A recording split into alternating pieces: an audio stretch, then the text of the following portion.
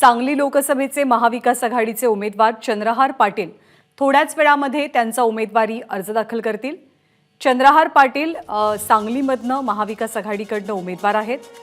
चंद्रहार पाटील विरुद्ध महायुतीचे संजय काका पाटील अशी लढत सांगलीमध्ये, पण याच मतदारसंघावरनं या उमेदवारीवरनं कमालीची नाराजी काँग्रेसमध्ये सध्या पाहायला मिळते।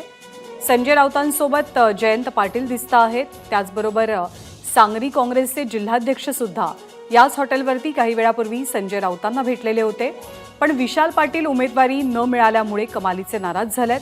विशाल पाटलांनी 2 अर्ज दाखलही केलेत, त्यातला एक अर्ज अपक्ष म्हणून आहे, तर एक अर्ज काँग्रेस पक्षाच्या वतीने आहे। अजूनही सांगलीच्या जागेबद्दल चर्चा सुरू असल्याचं कळतंय।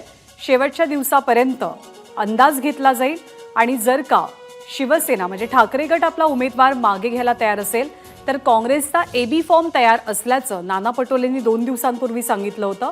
पण जर का शिवसेनेनं आपला उमेदवार म्हणजे चंद्रहार पाटील यांची उमेदवारी मागे घेतली नाही तर विशाल पाटलांची समजूत काढू असंही काँग्रेसनं म्हटलंय।